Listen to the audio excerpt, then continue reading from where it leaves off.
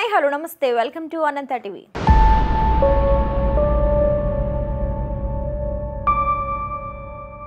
తెలంగాణకు మద్యమే ప్రధాన ఆధారమా? నిషేధిస్తే ఆర్థికంగా వెనక్కి తగ్గిపోతుందా? తెలంగాణ తాగుబోతుల అడ్డాగా మారిందా? తెలంగాణ ప్రత్యేక రాష్ట్రం ఏర్పడిన తరువాత వైన్ షాపుల సంఖ్య పెరిగింది. అంతేకాదు విచ్చలవిడిగా మద్యం అమ్మకాలు చేస్తూ ప్రజల ప్రాణాలతో చెలగట్టమాడుతూ ఎంతో మంది మద్యం వ్యాపారులు సొమ్ము చేసుకుంటూ వస్తున్నారు. ఇక కేసీఆర్ 10 ఏళ్ల పాలనలో మద్యం ఏరులై పారింది. రాష్ట్రానికి ప్రధాన ఆదాయ వనరు మద్యమే అయిపోయింది అని చెప్పొచ్చు. ఓవైపు మద్యం తాగిస్తూనే మరోవైపు మద్యం షాప్ నుంచి బయటకు వచ్చాక పోలీసులు పట్టుకుని ఫైన్స్ వేయడం ఇలా కేసీఆర్ హయాంలో నుంచే జరుగుతూ వచ్చింది. ఇక తెలంగాణలో ప్రతి గ్రామంలో గల్లీ గల్లీకి 1 నుంచి 2 బెల్ట్ షాపులు వెలిశాయి. ఇలా మద్యం అమ్మకాలు 3 పువ్వులు 6 కాయలుగా కొనసాగింది. అలాంటి మద్యాన్ని కాంగ్రెస్ ప్రభుత్వం అధికారంలోకి వచ్చాక నిషేధిస్తామని చెప్పుకుంటూ వచ్చింది.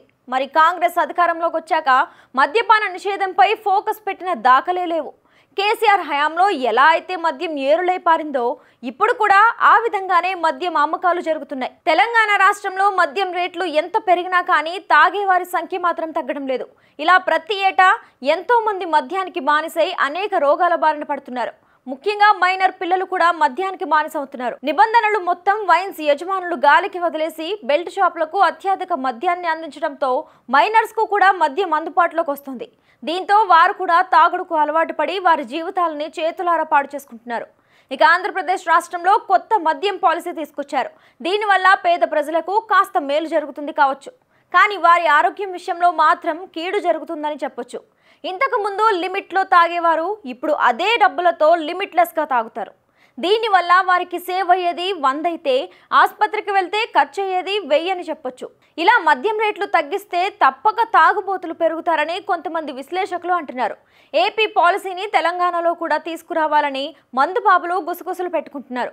ఇలా ఏ విధంగా అయినా సరే ప్రజలతో మద్యం తాగించి సొమ్ము చేసుకోవాలని ప్రతి ప్రభుత్వం ట్రై చేస్తూనే ఉంది. కాంగ్రెస్ ప్రభుత్వం వచ్చిన తర్వాత మద్యంలో ఏదైనా మార్పు వస్తుంది అని అనుకున్నారు, కానీ ఎలాంటి మార్పు లేకపోవడంతో ఈ ప్రభుత్వం కూడా కేసీఆర్ ప్రభుత్వం లాగే ఉందని సీనియర్ రాజకీయ విశ్లేషకులు భావిస్తున్నారు.